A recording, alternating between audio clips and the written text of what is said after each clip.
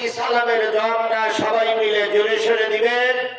আসসালামু আলাইকুম ওয়া রাহমাতুল্লাহি ওয়া বারাকাতুহু।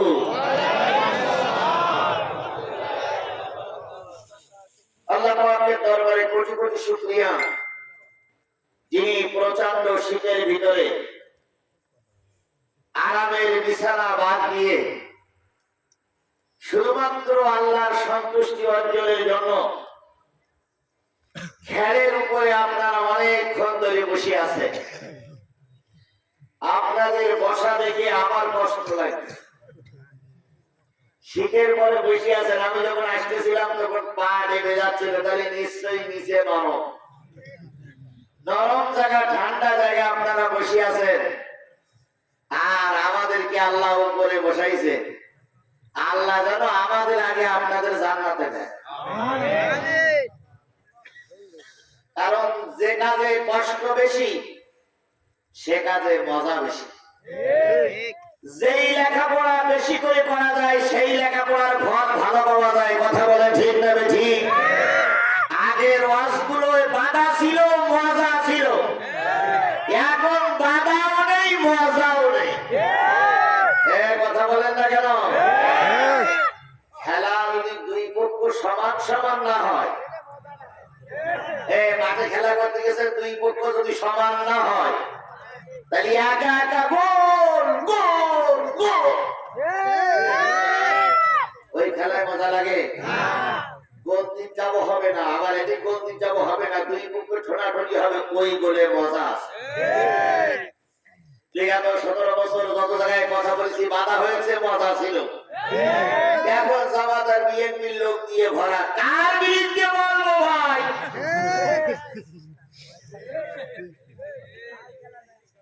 এই জন্য এখন আর খুব বেশি মজা লাগে না।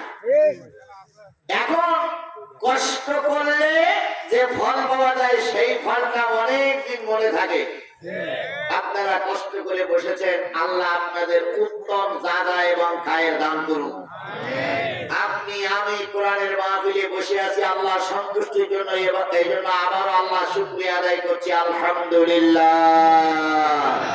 আল্লাহ বলতেছেন, সাব্বাহা লিল্লাহি মা ফিস সামাওয়াতি ওয়া মা ফিল আরদ ওয়া হুয়াল আজিজুল হাকীম।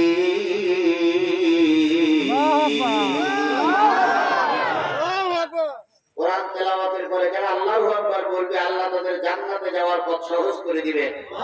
জোরে বলুন আল্লাহু আকবার।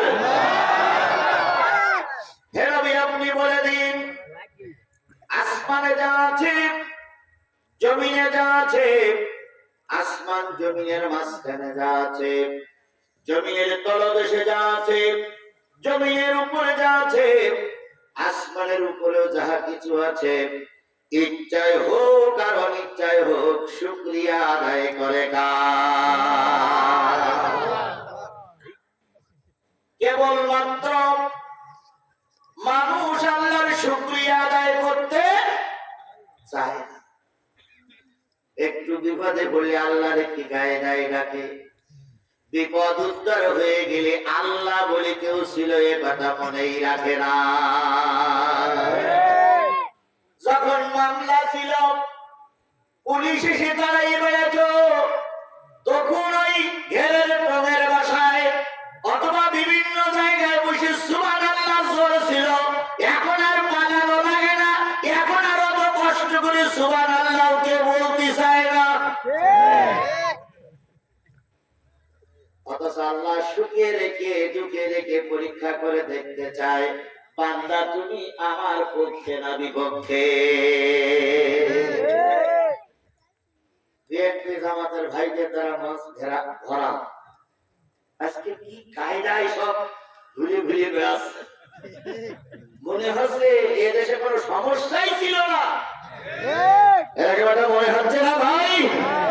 কিন্তু আপনাদেরকে বলি, যারা বিএনপি জামাতের ভাইরা এখানে আছেন, অনেক সময় মঞ্চে গিয়ে ওনারা উঠতে পারতেন না, শুধু বলতেন হুজুর দোয়া করেন এই পেট নির্বাচন যেন মারা যায়। থাকলি মামলা, ঘরে থাকলি হামলা। ও ভাই, দোয়া কালাম পড়ে ছাত্রদের আন্দোলনে যে স্বাধীন হলো, এখন যে দ্বিতীয়বার স্বাধীন হয়েছে, এইটা মনেই রাখে না। কেন মনে থাকে না? একদিন তুমি পালাইছিলে, আল্লাহ তোমার জনসমুদ্রে আসার সুযোগ দিয়েছে, কেন আল্লাহর শুকরিয়া আদায় হয় না?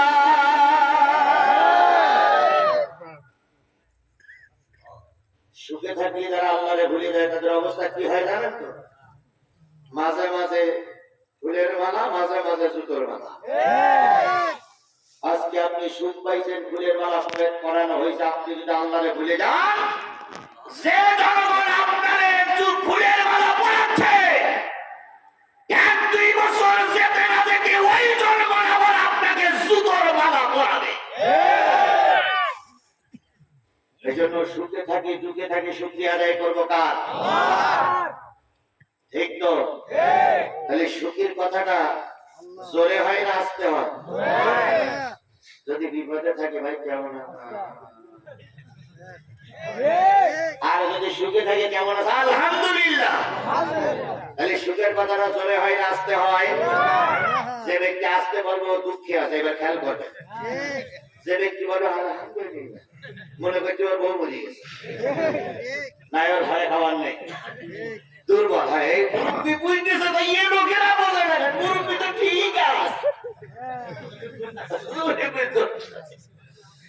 তাহলে এবার আমাদের আল্লাহ পাক এই বিপদ থেকে উদ্ধার করে সুখে রেখেছেন, এই জন্য সুখের সংবাদ হবে আলহামদুলিল্লাহ। আরো জোরে আলহামদুলিল্লাহ। আল্লাহ আমাদের কবুল করুন। বিশ্ব মানবতার শ্রেষ্ঠ বন্ধু, সমস্ত নবী রাসূলদের শ্রেষ্ঠ রাসূল, আমাদের প্রিয় ভাজন নেতা, যার সুপারিশ ছাড়া কোনো মানুষ জান্নাতে যেতে পারবে না, সেই নন্দিত নেতার নামে দুরূদ আর সালাম সবাই মিলে বলছি সাল্লাল্লাহু আলাইহি ওয়াসাল্লাম। আল্লাহ বলতেছেন, ওয়া মা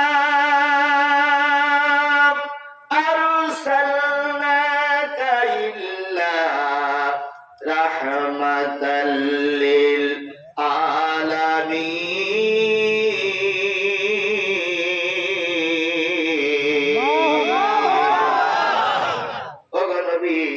আমি আপনাকে গোটা ফুল কায়নাতের জন্য, পৃথিবীতে সকলের জন্য রহমত স্বরূপ প্রেরণ করেছি।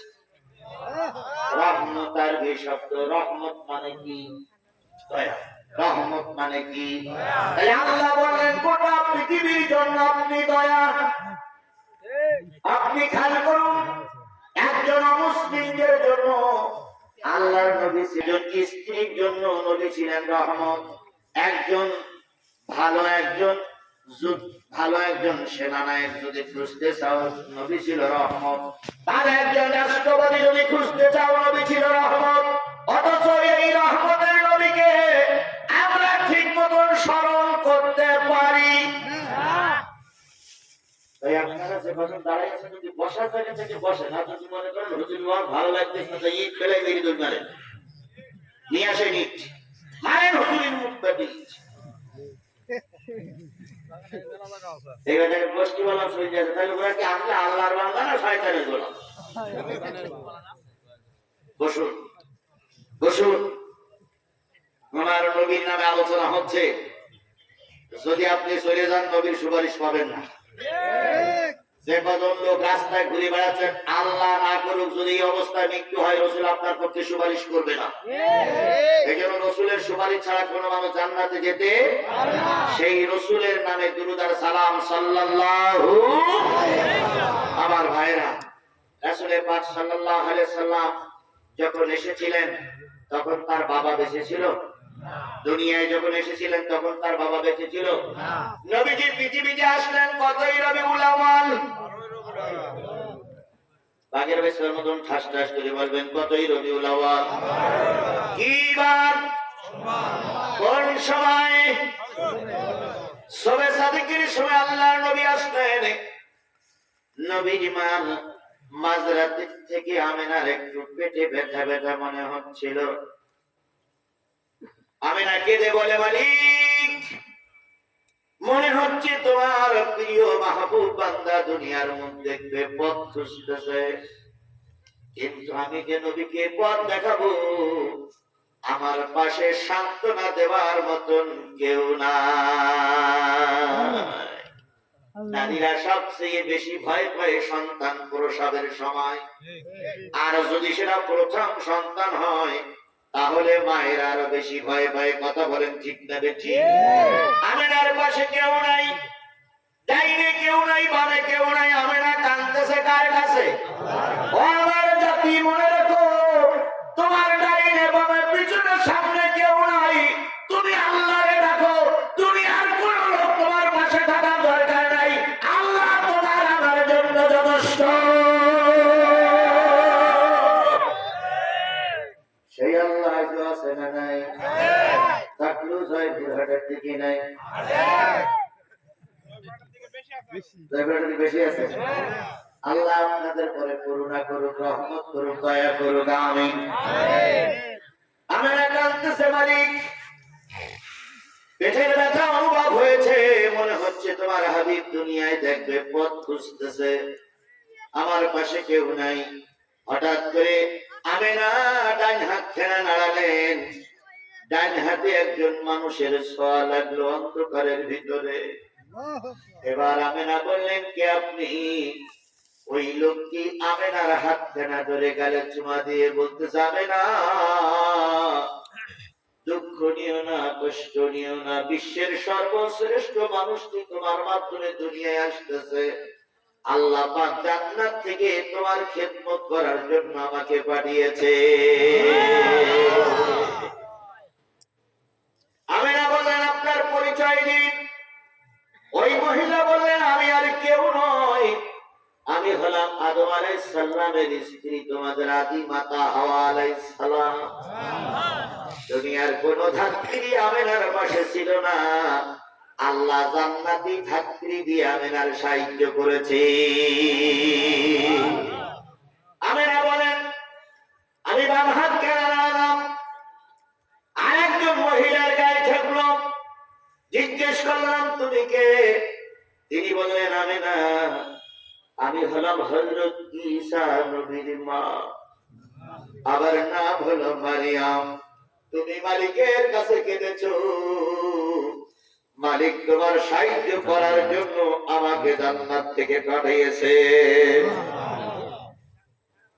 তাহলে ডান পাশে হাওয়া, বাম পাশে কি? মারিয়াম। হযরত আমেনা বলেন, আমি পা নাড়ালাম, পায়ে আরেকজন নারী, পা আরেকজন নারীর গায়ে লাগলো, মনে করলাম পার কাছে আরেকজন বসে আছে। আমি জিজ্ঞেস করলাম, বোন তুমি কে? ওই মহিলা বললেন, আমি ফেরাউনের স্ত্রী আসিয়া। তুমি আল্লাহর কাছে সাহায্য চেয়েছো, আল্লাহ আমাদেরকে সাহায্য করার জন্য পাঠিয়েছে। আমেনা সন্তান প্রসব করলেন। সন্তান যখন প্রসব হলো, পৃথিবীতে সব মায়েরা সন্তান প্রসব করলে, স্বাভাবিক প্রসব করলে কিছু রক্ত পানি বাহির হয় না, হয় না? কিন্তু হাদিস শরীফে পাওয়া যায়, আমার নবী মুহাম্মদকে আমেনা দুনিয়ার মুখ দেখালেন, এক ফোঁটা রক্ত আল্লাহ পাক শরীর থেকে বাহির করেনি। নবীর জন্ম থেকে আল্লাহ পাক মুজিজা চালু করতেই আছে।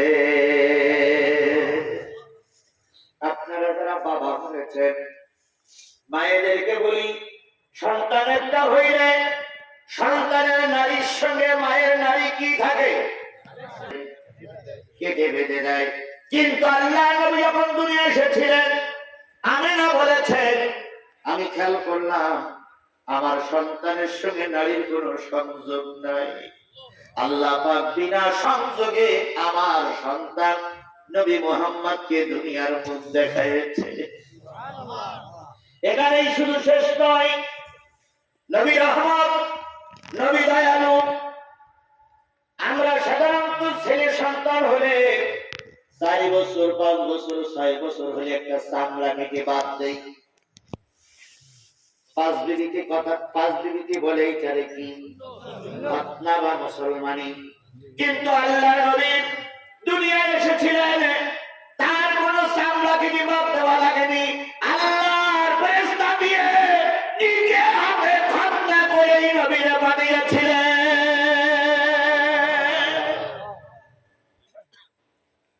এরপরে হাওয়া, মারিয়াম, আসিয়া তিনজনে সুন্দর করে পরিষ্কার করে জমজমের পানি দিয়ে গোসল দিয়ে নবীর মুখে গালে একটা চুমা দিয়ে আমেনার বাম পাশে রেখে বললেন, বোন সকাল হয়ে যাচ্ছে, আমাদের আর থাকা যাবে না, আমরা চলে গেলাম। আমেনা সন্তান নিয়ে শুয়ে আছে। সর্বপ্রথম উম্মে হানি সংবাদ পাইলেন বাড়ির আশেপাশে আতরের গোলাপে ভরপুর হয়ে গেছে। উনি খুঁজতে লাগলেন এই আতর গোলাপটা কার ঘরের থেকে বাহির হচ্ছে। উম্মে হানি বলেন, আমি বুঝলাম আমেনার ঘরের থেকে আতর গোলাপের গন্ধ বাহির হচ্ছে। উম্মে হানি বলেন, আমি আমেনার কাছে গেলাম, দিয়ে বললাম ঘরের ভিতর থেকে আতর গোলাপের গন্ধ বাহির হয় কেন? আমেনা তখন বললেন, বোন রাতে আমি একটা পুত্র সন্তান জন্ম দিয়েছি, সেই পুত্র সন্তানের শরীর থেকে আল্লাহ পাক আতর গোলাপের সুগন্ধ বাহির করে দিচ্ছে। উম্মে হানি বলেন, আমি ঘরের ভিতরে ঢুকলাম, অন্ধকার। জিজ্ঞেস করলাম, ভাবিজান ঘরের ভিতরে অন্ধকার কেন? আমেনা কেঁদে কেঁদে বললেন, আমার ঘরে লণ্ঠনে তেল নাই, বাতি জ্বালানোর মতন আলো নাই। উম্মে হানি বলেন, আমি নবীকে কোলে নিলাম, নবীকে কোলে নিয়ে মুখের থেকে কাপড়টা সরাই দিলাম। নবীর চেহারায় যে আলো হয়েছে, সেই আলোয় আমেনার অন্ধকার ঘরটা ঝলমলে হয়ে গেছে। নবীর চেহারার কারণে আমেনার ঘরে আর কোনো অন্ধকার ছিল না। উম্মে হানি বলেন, আমি নবীর চেহারার দিকে তাকালাম, তাকাই দেখি ছোট ছোট বিড় বিড় বিড় বিড় বিড় বিড় করে নড়তেছে। আমি চিন্তা করলাম এত ছোট মানুষ বিড় বিড় করে কি বলে।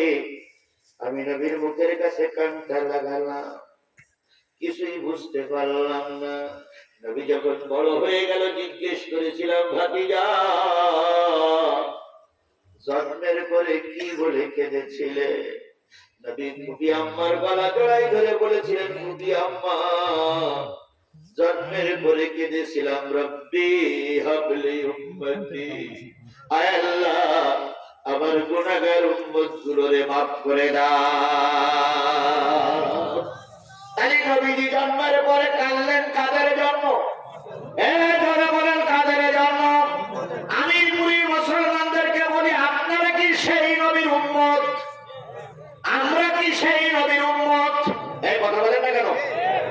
যারা এখনো আসেনি তারাও কি সেই নবীর উম্মত? আমরা এখানে যারা আছি আমরাও কি সেই নবীর উম্মত? সেই নবীর উপরে নাজিল হলো কি? জোরে বলেন। তাহলে সেই কোরআন থেকে আমি তাফসীর পেশ করার জন্য বসেছি, কোরআন থেকে আলোচনা হচ্ছে। যদি কোরআনের আলোচনায় তুমি না আসো, বলবো তুমি নবীর উম্মত না।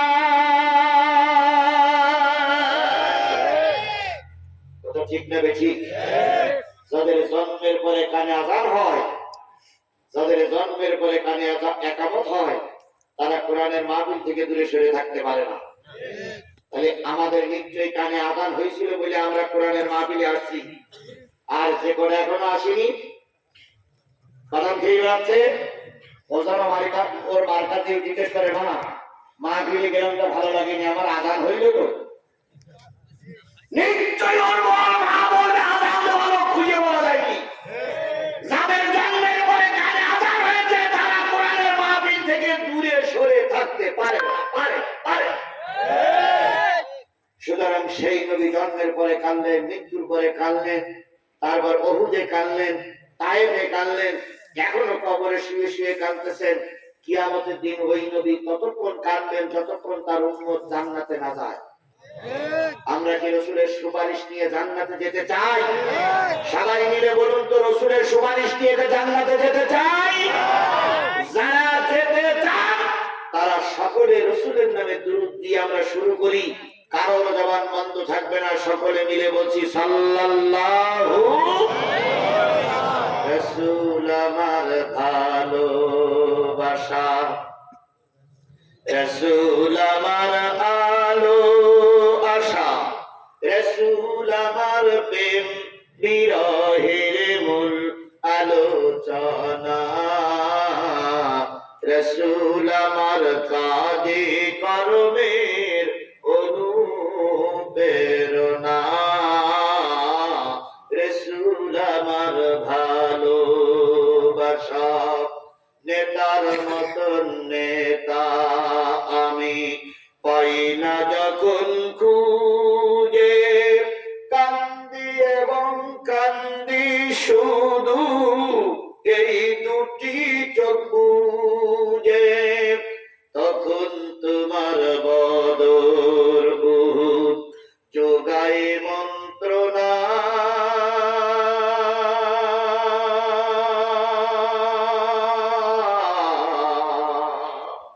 রসুল আমার কাজে কর্মের অনুপ্রেরণা, রসুল আমার ভালোবাসা।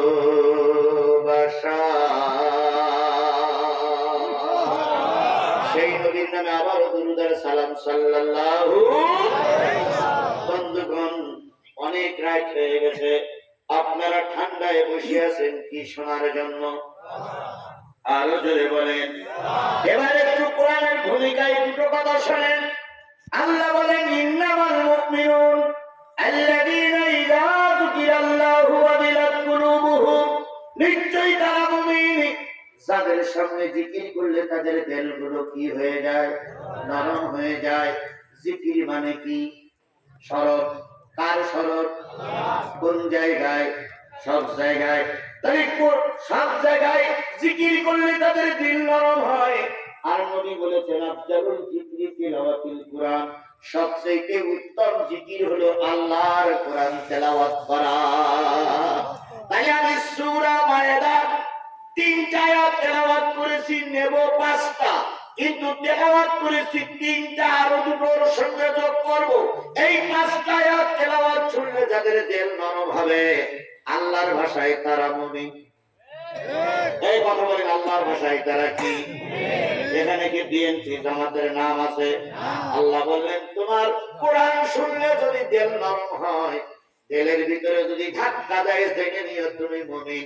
আর কোরআন শুনলে যাদের চেহারা পরিবর্তন হবে, চেহারা চুটিয়ে যাবে, হুজুরি করে একসাথে যাবে, বুঝতে হবে ওরা আর যাই হোক মুমিন নয়। এরকম মুমিন কেডা আর মুমিন নয় এটা বুঝতে পারবেন একটু পরেই।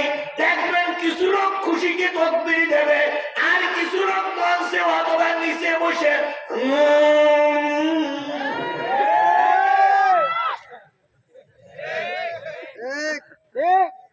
মনে হবে যেন বউ হাসপাতালে, অথবা মনে হয় গরু 3টে মারা গেছে। এইরকম মুখ মলিন যাদের হবে কোরআন শুনলে, ওরাই হলো কাফের।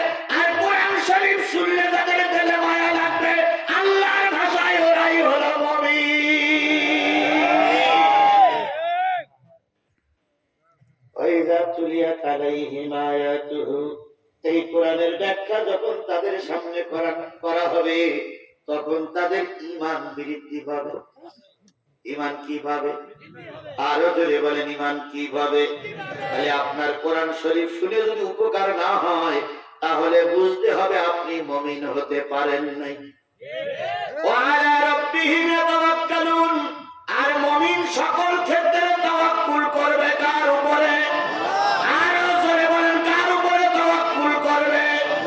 ওরে ভাই, আগামী নির্বাচনে যদি ইসলাম ক্ষমতায় যায়, আলহামদুলিল্লাহ, ক্ষমতায় না গেলেও সুবহানাল্লাহ, তবুও মুমিন জালেমের কাছে ময়দান ছেড়ে পালিয়ে যাবে না।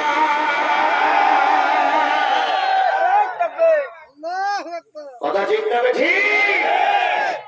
আমরা আমেরিকার দালাল নই, আমরা ভারতের 5 টাকা গোলাম নই, আমরা পাকিস্তানের পায়ে তেল লাগাই না, আমরা বাংলাদেশের বৈধ নাগরিক, আল্লাহর কোরআন নিয়ে বেঁচে থাকতে চাই।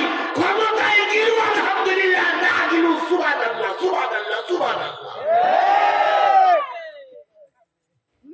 17 বছর আমরা কোন জায়গায় যাইনি, তারপরে আমরা ছিলাম না এই কথা বলেন, ছিলাম কি ছিলাম না? হয়তো আমার আসতে হয়েছে পালাইয়ে, যাইতে হয়েছে পালাইয়ে, কিন্তু মঞ্চে একবার উঠলি পুলিশ কেন, সেনাবাহিনী কেন, পৃথিবী কেন আমার মুখে তালা লাগাতে পারি এমন কোন ক্ষমতা আওয়ামী লীগের সময় কারো ছিল না। আর এখন তো সব আমাদের, বিএনপি আমার, জামাত আমার, পুলিশ আমার, হেফাজত আমার, র্যাব আমার, সেনাবাহিনী আমার, এখন তো প্রশ্নই ওঠে না সেটা বাধা দেওয়া গর্ত করে জ্যান্ত কবরের ভিতরে।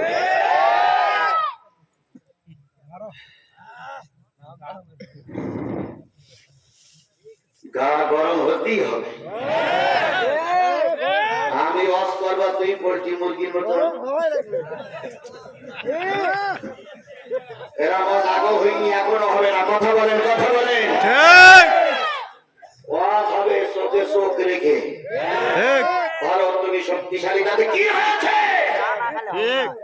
আমার মারণাস্ত্র নাই, আমার পারমাণবিক বোমা নাই, তবে জেনে রেখো আমি মুসলমান, আমার বুক ভরা আছে ঈমান।